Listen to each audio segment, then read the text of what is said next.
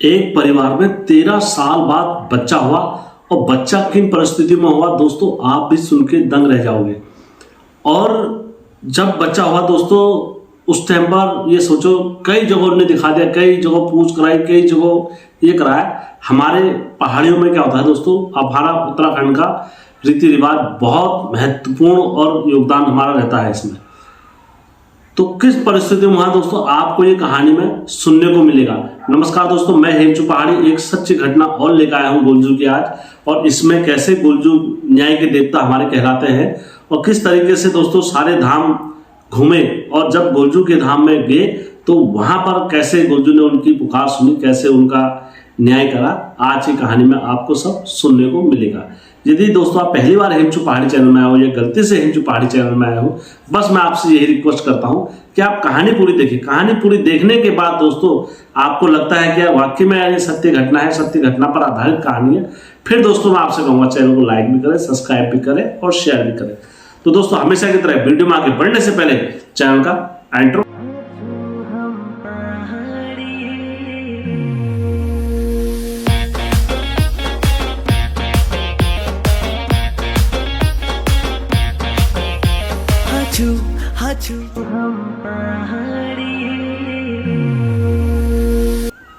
जय बिरकारा बजरंगी, हर हर हर हर हर हर हर हर हर महादेव। आप सभी भक्तों पर महादेव की कृपा और बजरंगबली का आशीर्वाद हमेशा बने रहने चाहिए दोस्तों।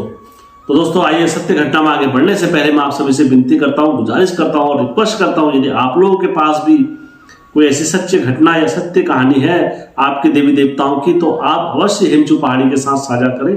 और मेरा यकीन माने दोस्तों, मैं उस घटना को हर हमेशा सत्य समझ के ही चैनल पर अपलोड करता हूं। तो दोस्तों आइए दोस्तों कहानी में आगे बढ़ते हैं। दोस्तों यह घटना है हमारे पहाड़ की अल्मोड़ा जिले से।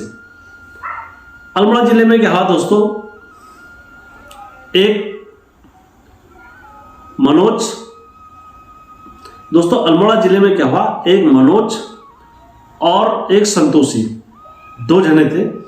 तो संतोषी पार गांव की थी और मनोज दूसरे गांव का था। तो संतोषी और मनोज के बीच में दोस्तों ऐसी आपस में वार्तालाप हुई। वार्तालाप होने के बाद दोनों में देखा, उन्होंने कहा क्या एक अच्छा है। तो संतोषी ने अपने पति से, अपने घर वालों से मनोज के लिए बात करी कि मम्मी मुझे वो लड़का पसंद है और मैं उससे विवाह करना चाहती हूँ। तो मम्मी लोगों ने मना कर दिया, घर वालों ने। उन्होंने कहा नहीं नहीं, हम अभी शादी करने के उसमें नहीं है और हमारी कंडीशन भी सही नहीं है और अभी तेरे को शादी की क्या जल्दी हो रही है इतनी। दोस्तों कुछ लड़कियां ऐसी होती हैं जो शादी के लिए स्वयं बोलती हैं, कुछ लड़कियां ऐसी होती हैं कि उनके पीछे घर वाले लगते हैं शादी कर लो शादी कर लो शादी कर लो, तब भी वो शादी के लिए एग्री नहीं होते हैं। तो ये संतोषी उन्हीं में की थी कि इसने मम्मी से खुद बात करा। उन्होंने कहा मम्मी मेरे को शादी करनी है, और लड़के ने कहा भैया तू करती है तो शादी मुझसे कर, और नहीं करते तो मैं अपना जॉब करने जा रहा हूँ, फिर बाद में मेरे से मत कहना, मेरे को फोन होने वगैरह ऐसी चीज़ें कुछ मत करना, क्योंकि मैं जॉब करूँगा और ऐसी चीज़ों को फिर सही नहीं था। तो ये रात्रि में संतोषी और मनोज आपस में मिले। मिलने के बाद इन दोनों ने निर्णय बनाया। इन्होंने कहा यार हमारे घर वाले भी नहीं सुन रहे हैं और वो भी नहीं सुन रहे हैं, और मैंने शादी के बाद आना तो तुम्हारे पास है और तुम्हारी बातें सुनती है, सब कुछ तुम्हारा ही रहना है, मैंने तुम्हारे वहीं खाना है, तुम्हारा वहीं पीना है। तो क्यों ना हम एक काम करते हैं, मेरी बात सुनो, एक वो करते हैं, सीधा सीधा बात है, हम दोनों भाग के शादी कर लेते हैं। मनोज ने भी कहा ठीक है।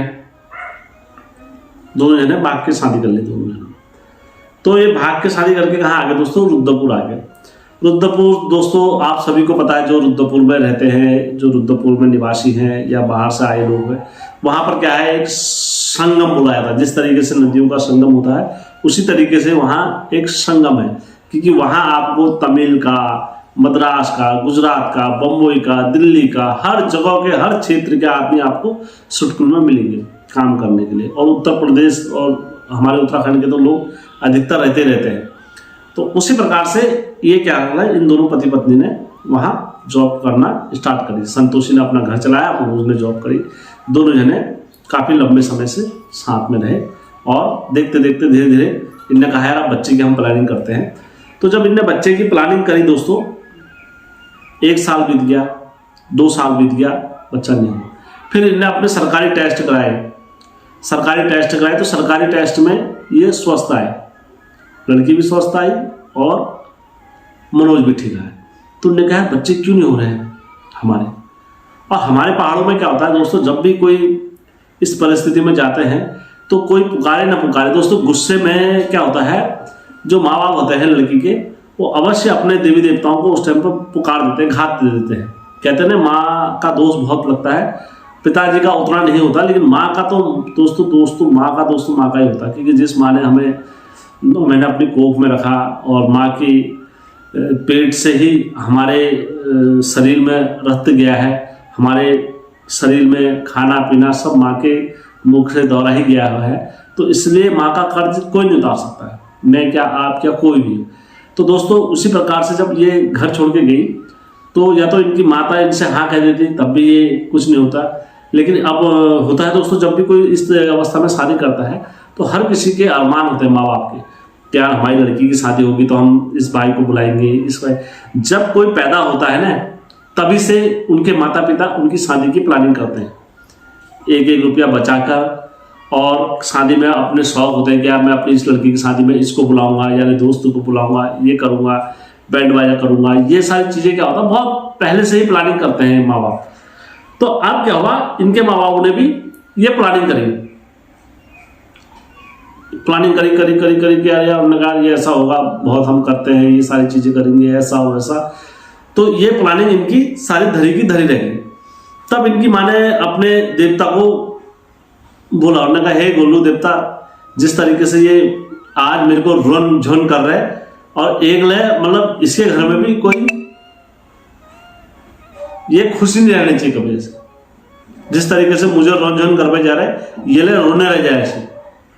अब दोस्तों बोलते हैं ना, हर चीज की खुशी एक सीमा तक ही रहती है। तो इनकी क्या हुआ, ये आगे को कहानी बढ़ी ऐसी। तो अब इनने क्या करा, वहां 1 साल बीता, 2 साल बीता, 3 साल बीता, 4 साल बीता, बीतते बीतते समय आगे को बढ़ गया। और जब समय दोस्तों इतना तेजी से आगे बढ़ता रहा, देखते देखते 5 साल हो गए, देखते देखते 3 साल हो गए, देखते देखते 5 साल हो गए, देखते देखते 8 साल हो गए, देखते ही देखते 10 साल हो गए। दोस्तों कोई बच्चा नहीं जन्मा इनके वहां पर। क्योंकि दोस्तों बोला जाता है दोष जो होता है जब तक उसका निवारण नहीं होगा तो तुम कितना भी वो कर लो, वो चीज का छुटकारा नहीं मिल सकता है। जब इनको कहीं से कोई राहत, कोई कुछ भी नहीं मिला, तो इन्हें क्या करा, धीरे धीरे चीजें आगे बढ़ी इनकी। फिर इनने अपने दानियां दिखाई कई जगहों, कई दरबारों में, कई जगहों, और ये अपना राज नहीं बता देते, कैसा हो रहा है, क्या हो रहा है, कहाँ से आ रहे हैं, क्या हो रहा है, कुछ नहीं बता देते। तो दोस्तों ऐसे करते करते 12 साल हो गया, लेकिन इनके घर में मूसा नहीं जन्मा। तो दोस्तों ये कहाँ गए फिर 12 साल में, हल्द्वानी की एक जगह। वहां अब बोले दोस्तों, बोलते हैं 10 फंगे पकड़ेंगे तो एक फंगा तो हाथ में आता ही है। यदि कोई पहाड़ से अगर गिरता है और बहुत सारे फंगे पड़ते हैं, तो जिस फंगे में लटकते हुए लटकते प्रयास करते रहेंगे तो कोई फंगा तो हाथ में आएगा। तो उसी प्रकार से इन्होंने भी हर फंगे का ट्राई करा, हर फंगे का ट्राई करते अंत में जब ये हल्द्वानी उस जगह स्थान पर पहुंचे तो एक गोलजू के दरबार में पहुंचे। गोलजू के दरबार में पहुंचे तो जब इनने देखा वहां पर दाने दिखाई, तो गोलजू ने इनको बता दिया कि यार सुन्याई जैस रोनझन अपने घर में करवा रहे तो उसी रोनझन तो है जैसे आज। इन्होंने कहा नहीं, हमारे तो अपना सही हुआ, हमारे जवाजू भी हमसे बात करते हैं, हमारे मम्मी पापा भी, अब ये सब सही होता है, हमारे तो घर में आना जाना रहता है। उन्होंने कहा चली तू सही बोलना चाहिए, आना जाना सब कुछ होता है। अगर दोस्तों आत्मा भी अगर किसी से डरती है, देवता भी अगर किसी से डरते हैं, मनुष्य भी अगर किसी से डरता है, तो किससे डरते हैं पता? शब्दों की बोली से डरते हैं। आत्मा को कोई चीज घायल नहीं कर सकती, लेकिन शब्दों की बोली एक ऐसी है, आत्मा को भी निचोड़ के रख देती है। और आत्मा की शक्ति ऐसी होती है, प्रबल होती है दोस्तों। और जो कोई भी अगर बोले शब्दों के वेग से, हर कोई डरता है। तो तब गोलजू ने बोला सोनिया, जब आज तो तू सब देख रही है, सही देख रही है, अपना ही देख रही है, जब तू घर से आई अपने जब ईजा को बाबू को सब रोन झोन करवा आई तो झुनझुन के बोला तेरी जान ने तेरे को पता है, उन्हें तेरी जान ने गुस्से में उस टाइम पर बोला ये चेली घरम जस मुझको रोन झोन करवा जा रही, ऐसी रोन झोन ये रोजे रह जाए, ये कभी खुश नहीं रहने चाहिए। और आज तेरी शादी को भले 12 साल हो गए, तेरे पास खुशी है कोई? उन्होंने कहा ना खुशी तो नहीं है मेरे पास, कोई ऐसी खुशी कोई ऐसा खुशी नहीं। तो उन्होंने कहा जब तेरे पास खुशी नहीं है, तेरे को कुछ ऐसा नहीं है तो तुम क्यों कह रही है? और तूने लगा तेरे इतने दरबारों में गए, तेरे को कभी किसी ने बताया कि भाग के शादी कर रखी है?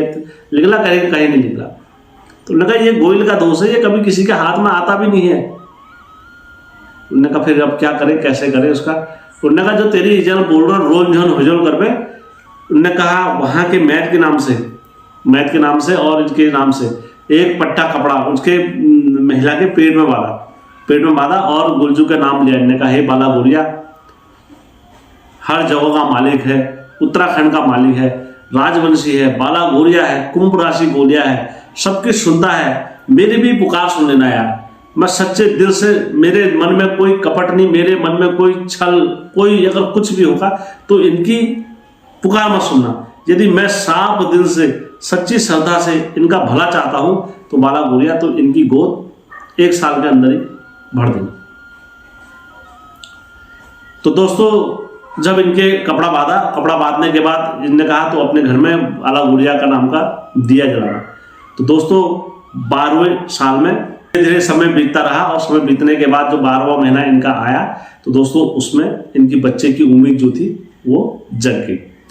और देखते देखते जब 13वां साल लगा दोस्तों तो इनके घर में एक पुत्र ने जन्म लिया। और जब जन्म लिया तो दोस्तों फिर इन्होंने वहां दरबार में जाके उनका शुक्रिया अदा करा। शुक्रिया अदा करने के बाद कोटि कोटि धन्यवाद करा। कहा प्रभु आपने निस्वार्थ जो सेवा करी है, निस्वार्थ जो भक्ति करी है, इसके लिए हम कोटि कोटि आपका धन्यवाद करते हैं। तो दोस्तों ये कहानी जो बोल चुकी है इसमें मैंने कुछ भी मिथ्या नहीं बोला है। जिस किसी को भी भाई को प्रमाण या साक्ष्य चाहिए, आप मुझे 3 दिन के अंदर इस कहानी का साक्ष्य प्रमाण देना, मैं अवश्य आप लोगों को इस कहानी का साक्ष्य प्रमाण दूंगा 3 दिन के अंदर। दोस्तों यह कहानी अगर आपको अच्छी लगी होगी, अपनों के साथ, बाहर वालों के साथ, घर वालों के साथ शेयर अवश्य करना, क्योंकि ये आपकी उत्तराखंड की कहानी है।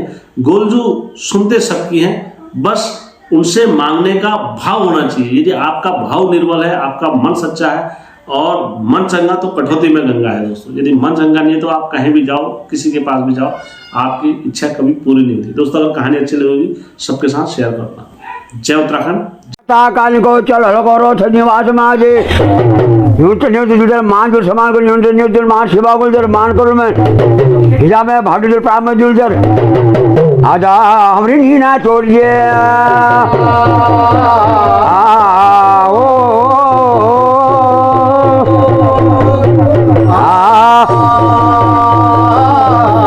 गौरिया अगर ध्यान रखे जे कशी आनो करो माज लोग माज बाला गोरिया को रख मंजूर माज में ठाठ में छत्याम ढोल माज नाक में नको आम ढोल माज में कशी जानो आम लोग मजा आओ लारदा राजाकारी जैसे गोली राज बाला गोरिया भाषा दूध की ढाका बड़े रहता, दूधा की ढाका बड़े रहता।